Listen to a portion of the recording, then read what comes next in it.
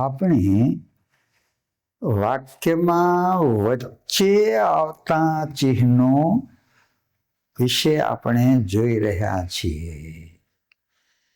આપણે અલ્પવિરામ, અર્ધવિરામ જોયું.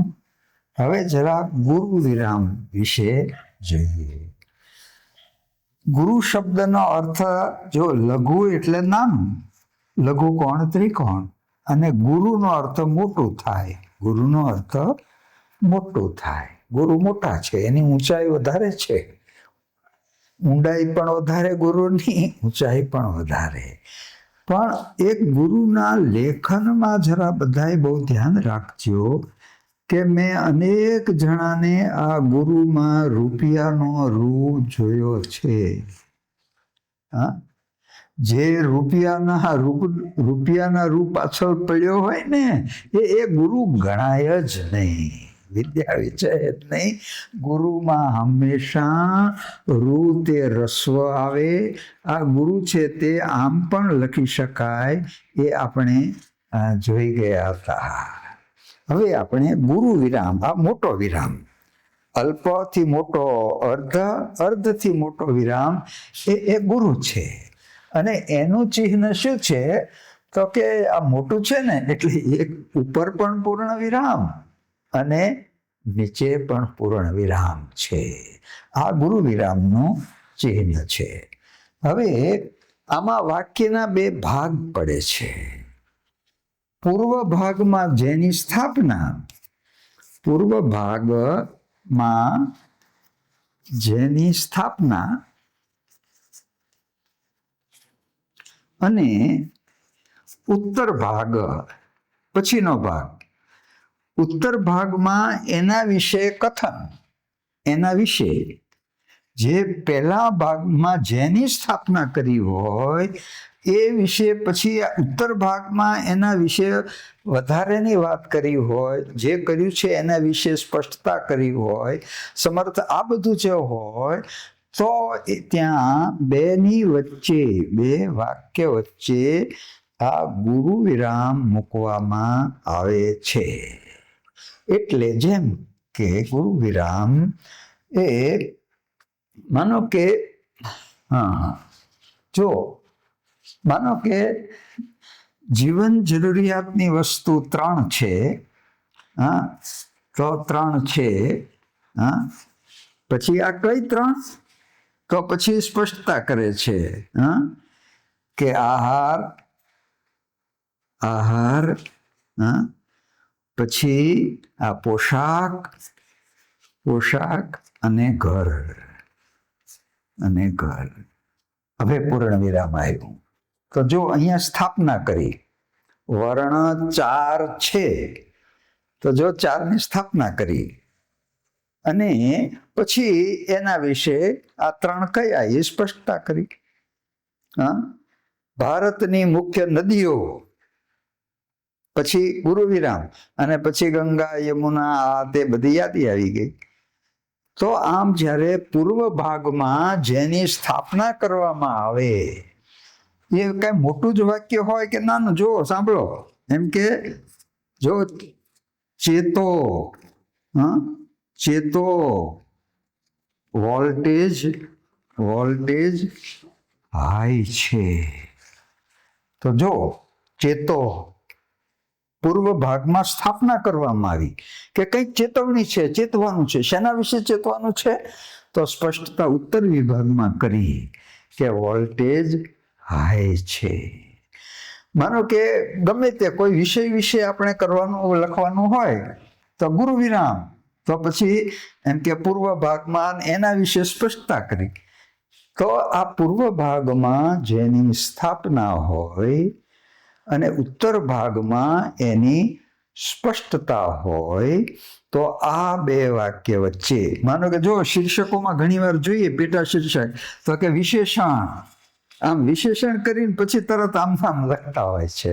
તો આખો પેરેગ્રાફ પછી હોય વિશેષણ.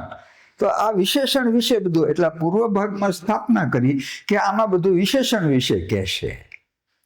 જો નામ, આપણે જે માહિતી આપીએ ને, તો ત્યાંય આપણે ગુરુ વિરામ કરીએ છીએ કે નામ, પછી પાછું આખું નામ લખશું. શું નામ?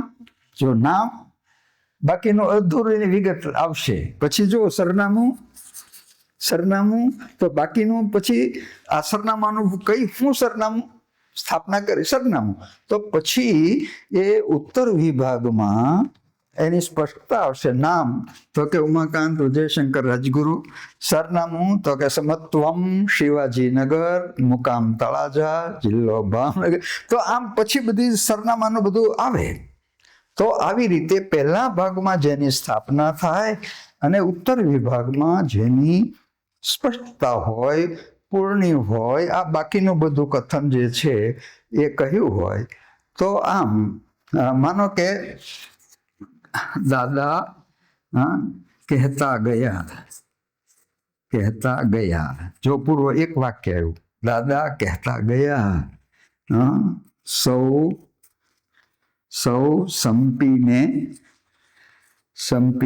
રહેજો. તો જો દાદા કહેતા ગયા, શું કહેતા ગયા? આ વાક્ય એની પછીની પૂર્તિ પછીમાં છે કે સૌ શાંતિથી, સૌ સંપીને રહેજો. તો પૂર્વ ભાગ અને ઉત્તર ભાગ અને બીજા વિભાગમાં જે સ્પષ્ટતા હોય, તો આ બેની વચ્ચે આ ગુરુ વિરામ આવે છે. એટલે આપણે આ જે વચ્ચે આવતા વિરામ ચિહ્ન પહેલા છેડે આવતા જોયા, તો એ પૂર્ણ વિરામ, પ્રશ્નાર્થ, ઉદ્ગાર ચિહ્ન. પછી આપણે વચ્ચે આવતા જોયા તે અલ્પ વિરામ, પછી અર્ધ વિરામ અને ગુરુ વિરામ. હવે આ વચ્ચે આવવાની વાત છે. તો એક જરા આપણે લઘુ રેખા વિશે જોઈએ. લઘુ રેખા, એક મિનિટ. જો આપણે જે પેલા વાક્ય જોયું હતું કે જાડા માણસને સૂચના,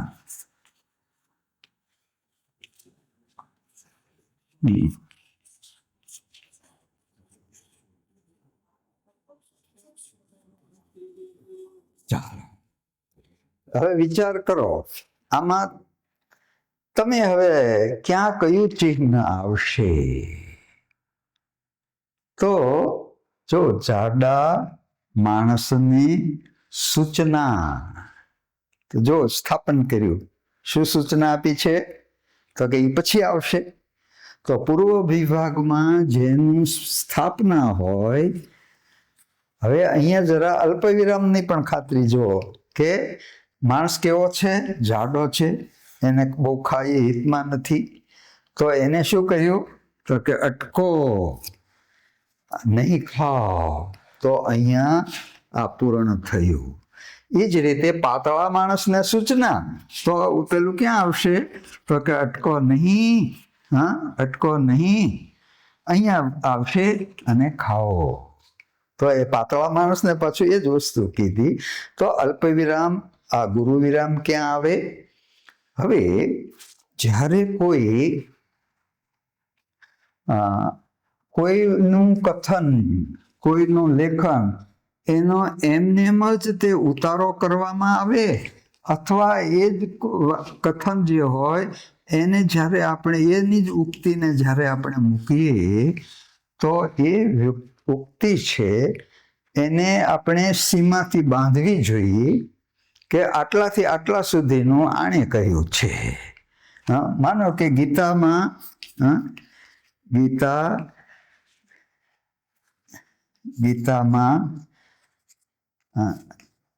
કહ્યું છે.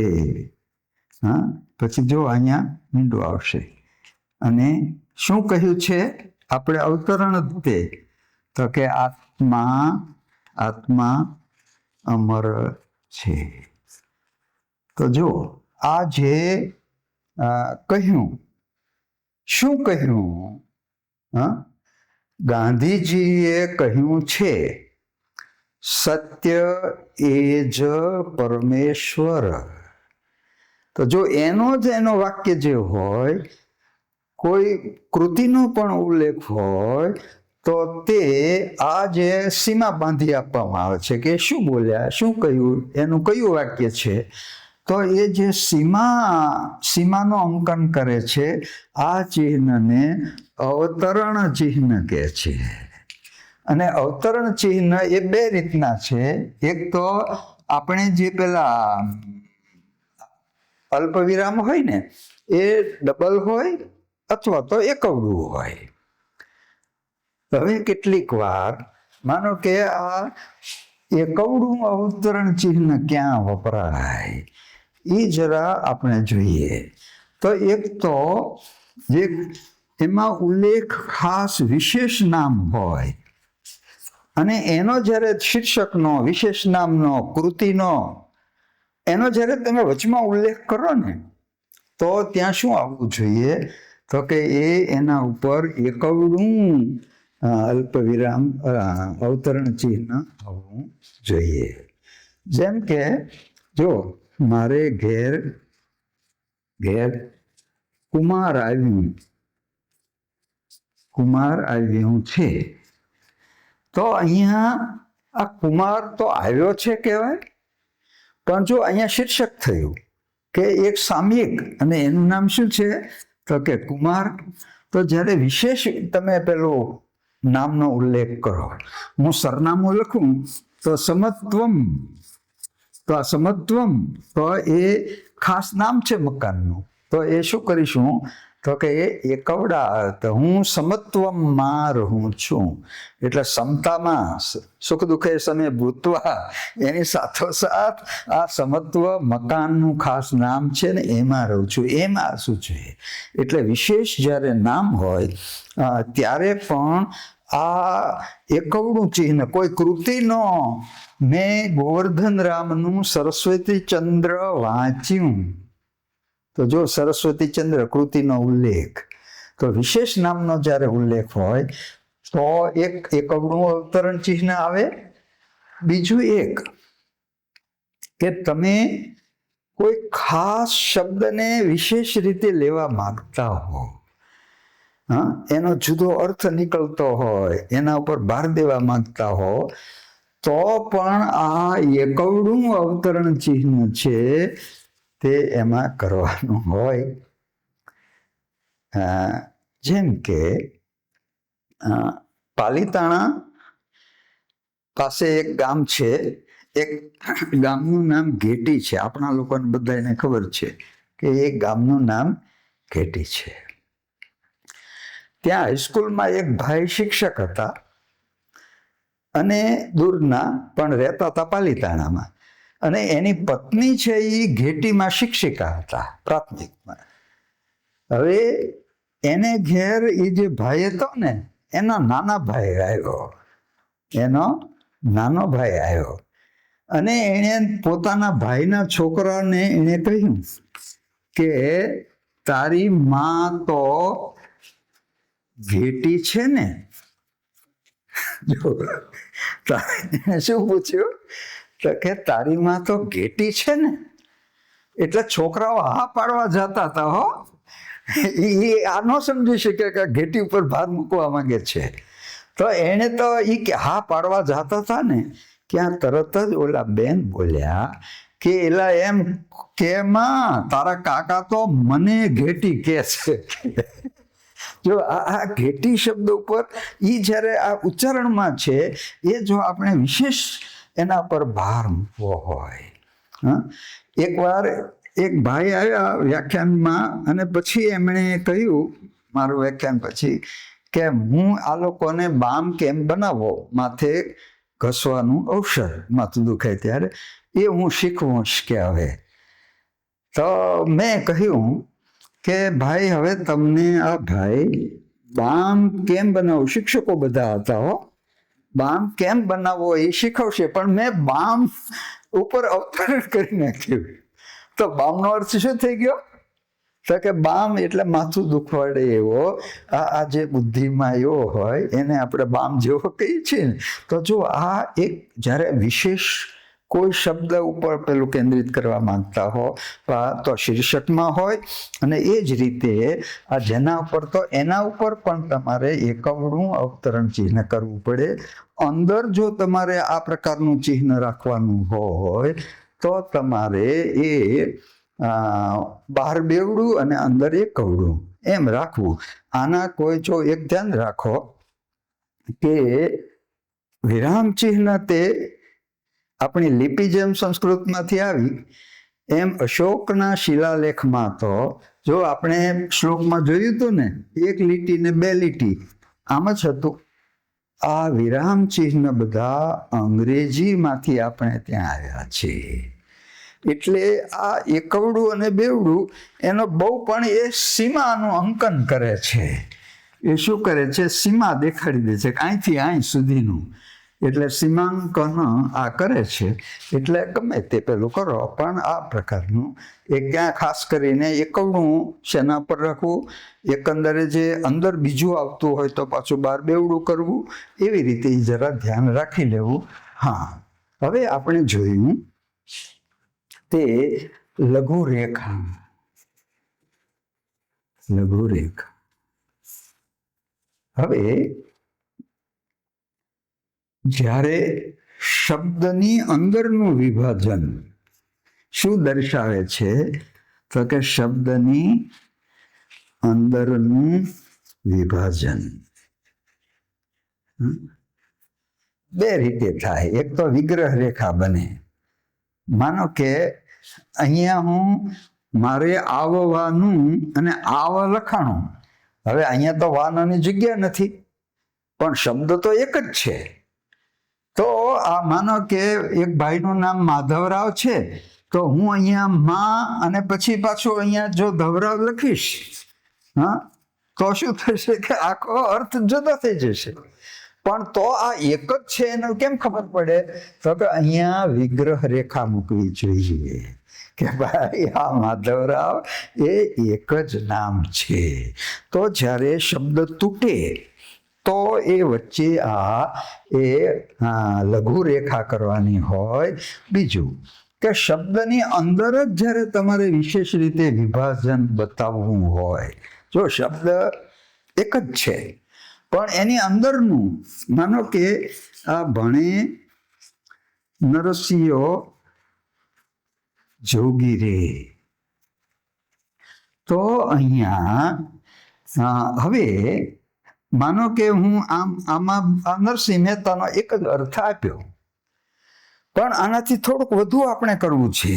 તો માનો કે હું આમ લખું કે ભણે નરસિંહો જોગી રે, તો જો અહીંયા શબ્દ એક જ રહ્યો છે.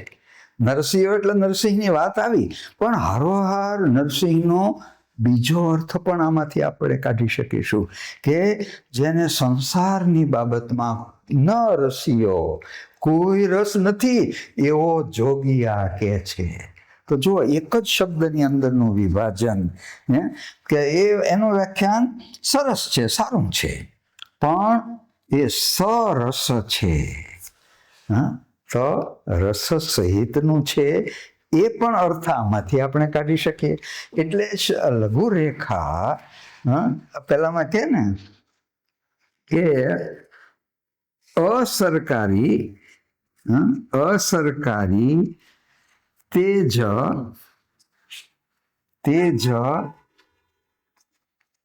અસરકારી. જો આમાં ઉચ્ચારણ ધ્વનિ સરખું જ છે, શબ્દ એક જ છે, પણ અહીંયા આનો અર્થ જુદો પાછા નીકળી શકશે કે અસરકારી, જે સરકારી નથી તે જ અસરકારી છે. તો આમ એક જ શબ્દનું જ્યારે વિભાજન આંતરિક હોય, અને આ વિભાજન એ શબ્દને જોડીને જ લખાય છે, 2 શબ્દ છે ને. પછી બીજું કે જ્યારે સમાસનો તમારે ખ્યાલ આવે, અજાણ્યો સમાસ હોય, અને અજાણ્યા સમાસમાં ઘણીવાર ખબર ન હોય. દાખલા તરીકે એક ભાઈ કહેતા હતા કે મેં લોકલ હરીમાં વાંચ્યું, લોકલ હરીમાં વાંચ્યું. તો આ લોકલ હરી ખરેખર શું છે કે આમ કેમ થયું, લોકલ હરી અહીંયા પણ લખ્યું હોય આ ભેગું, પણ ખરેખર આમાં જો સમાસ બન્યો છે, ખરેખર આમ છે કે લોક લહરીમાં વાંચ્યું, નવો સમાસ બનાવ્યો છે, લોકનું ઉદ્ભવેલો લહર મોજું. પણ જો એને આ લોક લહરી અહીંયા જો આ બંનેને અડીને લખાય લહરી, આ સમાસ એક જ રહે છે, શબ્દ એક જ રહે છે સામાસિક, પણ સમાસ અજાણ્યો સમાસ હોય તો એની વચ્ચે આ લઘુ રેખા મુકાય. હવે ગુરુ રેખા પણ એક છે. ગુરુ રેખા એ જરા મોટી અને જુદી લખાય છે. ગુરુ રેખા એટલે માનો કે તેમણે નદી, પર્વતો, વનરાઈ, ગુંજતી વનરાઈ, પછી આ બધી યાદી આવે, પછી આ બધા વિશે તેણે કાવ્યો લખ્યા છે.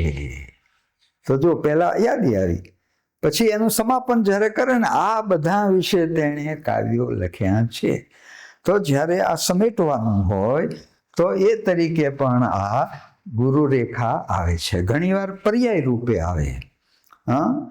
અહિંસા એટલે કોઈને મનથી પણ દુભવવાના નહીં, અહિંસા એટલે એમ કરીને આ ગુરુ રેખા કરીએ છીએ આપણે.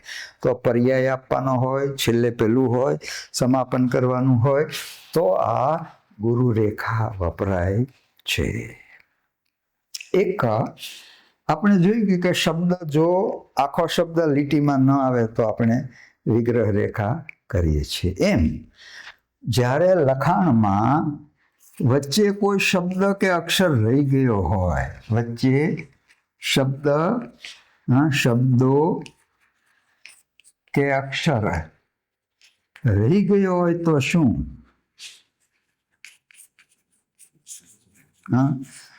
તો કે જો તો વિરામ ચિહ્નમાં જોગવાઈ છે. એને શું છે કે કાક પદ ચિહ્ન કે છે. કાક પદ ચિહ્ન કે કાગડાનો પગ જે હોય ને આમ ઘોડી આમ કરીને ત્યાં મૂકી દેવાનું હોય, ઉપર જ્યાં જગ્યા હોય ત્યાં, એટલે ખબર પડી જાય ઠીક અહીંયા ફાચર છે, અહીંયા વચમાં આવશે. જો એકવાર નવરાત્રિનો ત્યારે કોરોના નહોતો એટલે બહુ શણગાર કર્યો અને બહુ મોટું પેલું કરેલું, બોર્ડ લખેલું ને, પણ હવે આ તો રાતનો કાર્યક્રમ હતો એટલે નવરાત્રિ મહોત્સવ એમ મોટું બોર્ડ લખી નાખ્યું, મહોત્સવ. પણ રાતે તો કઈ અંધારામાં આ બધું દેખાય નહીં, સરસ કરેલું બોર્ડ અક્ષર. એટલે એમાં એ લોકોએ શું કર્યું કે આ અક્ષરની હારમાળા પ્રમાણે બલ્બની લાઈન ગોઠવી દીધી. એટલે દૂરથી બધા અક્ષર જગે, બધા બલ્બ જગે અને દૂરથી વંચાય કે નવરાત્રિ મહોત્સવ. હવે એમાં બરે એવું થયું કે આ ત્રિઅક્ષરની લાઈટ ન થાય, આ બધાની લાઈટ થાય પણ આ ત્રિઅક્ષરની લાઈટ ન થાય. એટલે શું થઈ ગયું? કોનો મહોત્સવ થઈ ગયો? તો કે નવરા મહોત્સવ. તો જો લખાણમાં આમ થયું હોય ને તો અહીંયા આ મૂકી શકાય. કે તમે અહીંયા મૂકો એટલે ઠીક ભાઈ, આ અહીંયા ઉપર જે થોડી જગ્યા હોય ને આપણે છોડીએ છીએ ત્યાં તમે આ શબ્દ કે શબ્દો વચ્ચે રહી ગયું હોય તો તમે આ કાક પદ ચિહ્ન દ્વારા તમે મૂકી શકો છો.